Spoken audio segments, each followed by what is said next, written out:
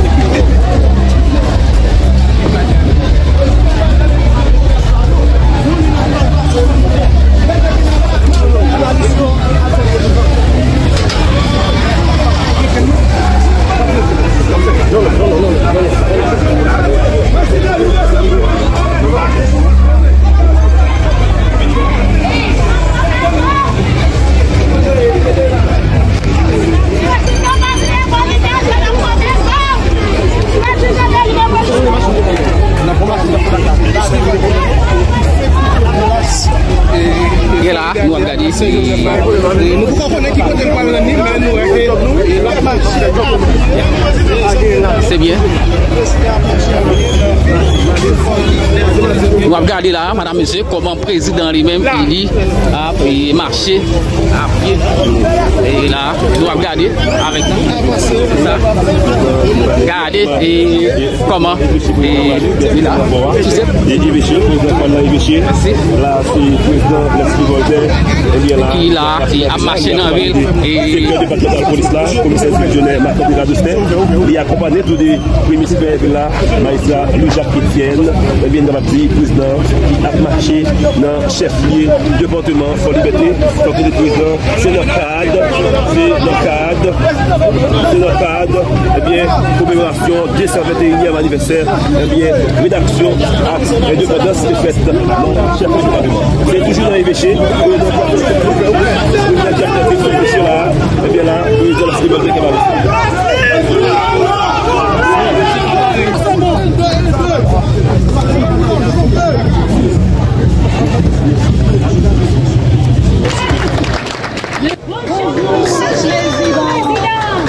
Bonjour, jeunesse Fort Liberté. Messieurs les membres de l'état-major des forces armées d'Haïti, messieurs les membres de l'état-major de la police, monsieur le maire de Fort Liberté et les membres du cartel du Fort Liberté, mesdames, messieurs les autorités régionales en vos rangs, titres et qualités, professeurs, chercheurs, étudiants de toutes les générations et de tous les niveaux, chers acteurs de la société civile et organisateurs de l'événement, distingués invités, jeunesse de Fort Liberté.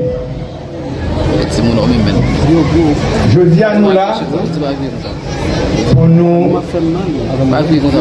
commémorer 29 novembre.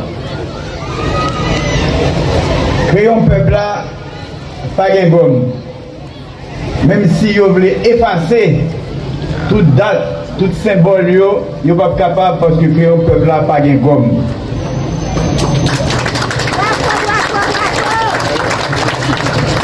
Il m'est cher l'honneur, en ma qualité de président du Conseil présidentiel de transition, de prendre la parole à l'occasion de cette cérémonie autour de la symbolique de la bataille de Vertières le 18 novembre 1803.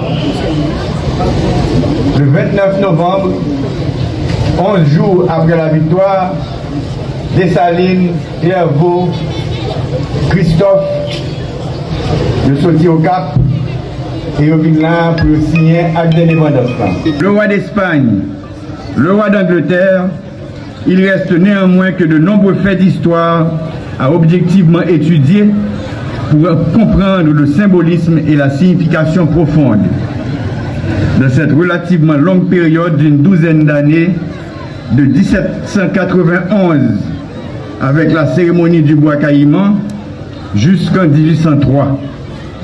Dans cette perspective, la date du 29 novembre porte une grande charge symbolique. En effet, l'événement du 29 novembre 1803, qui a vu la rédaction et la proclamation du premier acte d'indépendance, signé des généraux Dessalines, Christophe et Clairvaux, participe de ces lieux de mémoire à étudier, à élucider, pour en fixer définitivement le sens et la portée pour les générations présentes et futures. Il est toutefois clair au nombre d'historiens qui se sont penchés sur les dates importantes de cette guerre que l'événement du 29 novembre 1803 à Fort-Dauphin, aujourd'hui Fort-Liberté, n'est pas du tout banal, puisqu'il se situe dans le contexte de l'inénarrable victoire de Vertières du 18 novembre 1803. En effet, le lendemain de la défaite des forces militaires françaises de reconquête de Saint-Domingue et du projet de rétablissement de l'odieux système esclavagiste, il avait été dit à l'émissaire français et dans l'acte de capitulation transmis, reconnu et accepté par Donatien Rochambeau que le général Dessalines accordait un délai de 10 jours pour débarrasser le territoire, désormais libéré de tous les débris de l'armée française. Que tel ultimatum fasse l'objet d'une commémoration exceptionnelle, cela se comprend aisément. Que cet ultimatum se traduise par la rédaction de l'acte de l'indépendance du 29 novembre 1803, signé de Dessalines, Christophe et Clairvaux, voilà le premier témoignage officiellement consigné de la rupture totale et irréversible de nos pères fondateurs et du peuple haïtien avec tous liens coloniaux et esclavagistes. L'acte signé à Fort-Liberté en ce 29 novembre 1803 porte les valeurs et les idéaux que chérissent tous ceux pour qui liberté, justice, égalité, dignité sont les valeurs qui sous-tendent toute vraie civilisation humaine.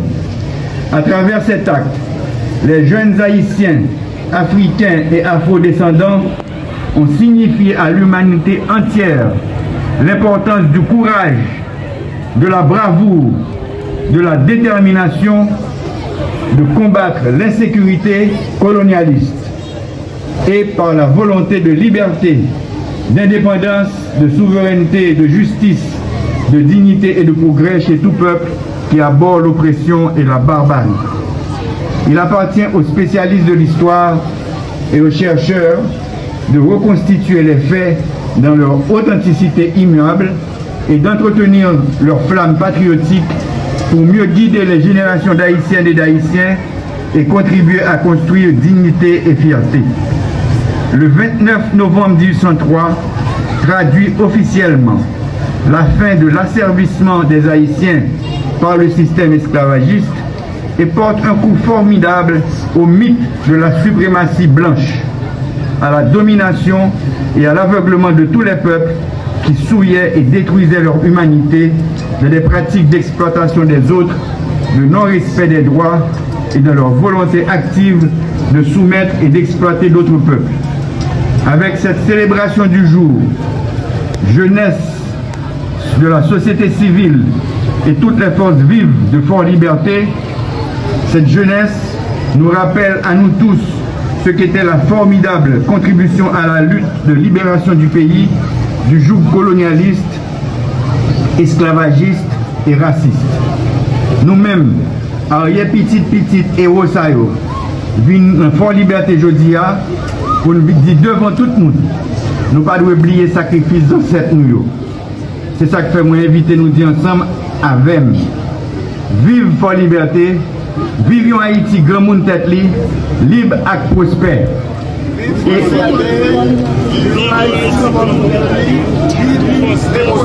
Et nous gagnons arrêté qui paraît quand il dit que l'État haïtien reconnaît et consacre la proclamation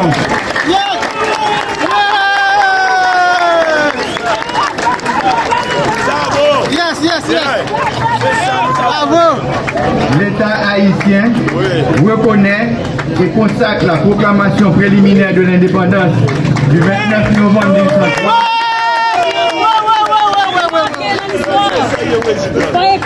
Faite à Fort-Dauphin, devenant Fort-Liberté. Article 2.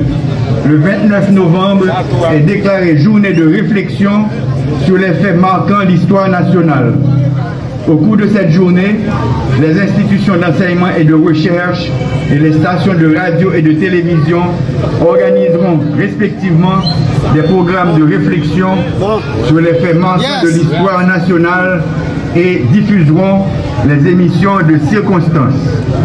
Nous-mêmes, le Conseil présidentiel de transition, notre travail pour finir avec insécurité,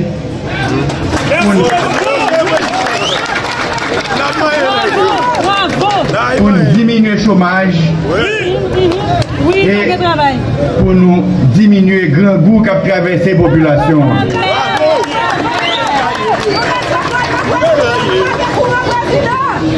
Notre travail pour que nous ouvrions fort pour la liberté.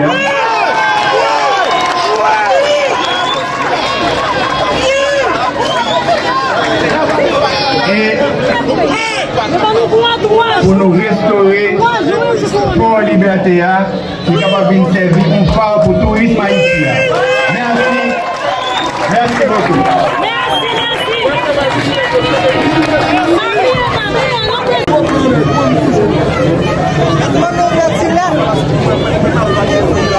Le président recevoir plan pour fort et nous connaissons le pays fait avec symbole et ce symbole est capable d'attirer les touristes pour qu'il fasse des business, pour qu'il fasse que tout le monde est capable de jouer la vie. Et la demandé pour faire exécuter pour nous la dessalinienne pour nous capable de faire à cérémonie ça pour ça jeune pour liberté qui est avec nous. Le Fofa. Salut la marque. Avec le président, notre département, déjà ouvert, président. Nous, le président, les citoyens pas parler des courants.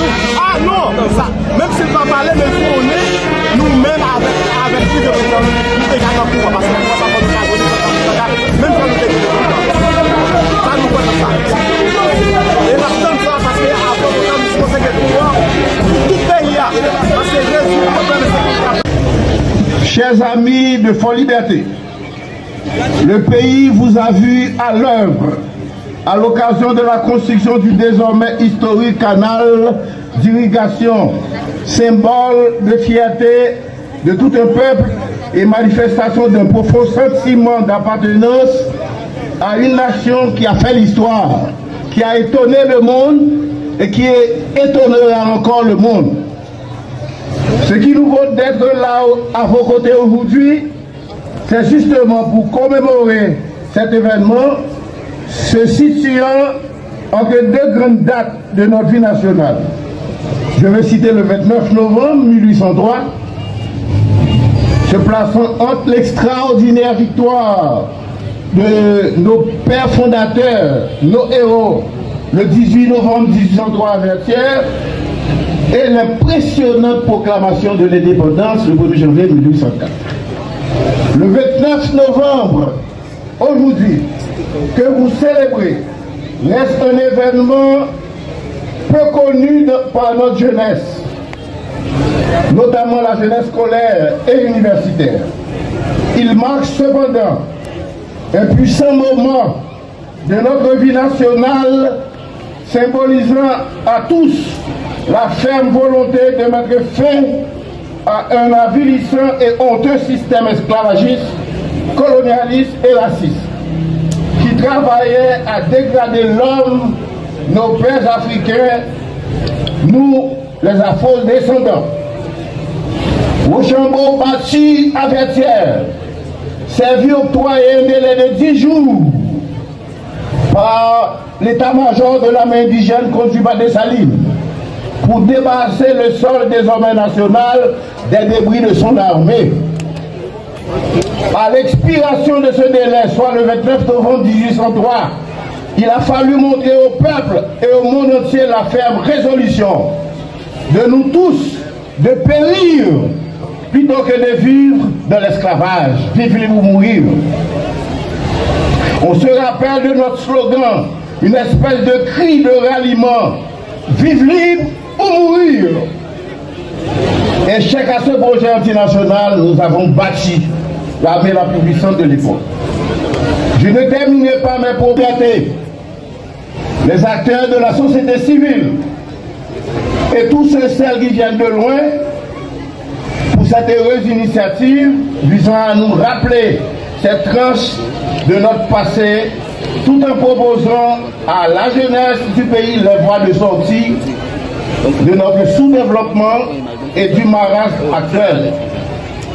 À vous tous, je dis soyez fiers de vous, de notre histoire, du travail accompli par nos pères, nous-mêmes comme arrière-petit-fils. Merci au président Leslie Voltaire, l'architecte, d'être là avec vous. Merci à vous tous. Haïti pas péri.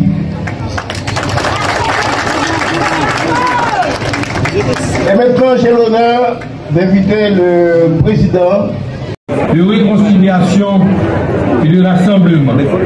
C'est le rôle de leader responsable d'y contribuer, faire vivre ensemble pour les Haïtiens, sans distinction d'origine, de parcours, qu'ils soient fils de Pétion ou de Dessalines.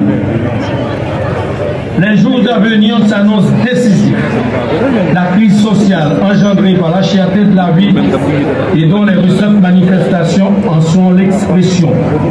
La crise sécuritaire non résolue, née de la spirale des gangs, empêche la paix sociale de retourner dans les familles et qui constitue un handicap majeur à la relance de l'économie et du progrès. Est-il normal que depuis 1986, ce pays ne puisse connaître la paix? Est-il normal que nous vivions encore à l'état primaire quand les autres pays progressent à un rythme vertigineux? Est-il possible que notre société ait perdu tout repère? Est-il possible que nos valeurs morales, humaines et républicaines soient ainsi effritées, vilipendées? Est-il possible que l'homme est comme il avait mérité la condamnation qu'il a rachetée de sa miséricorde par le Christ notre Seigneur? Par lui, les anges célèbrent ta grandeur et les esprits bienheureux adorent ta gloire. Par lui s'incline devant toi les puissances d'en haut et tressaillent de même allégresse les innombrables créatures des cieux. À leur île de louange, laissez-nous jouer de nos voix pour chanter et proclamer.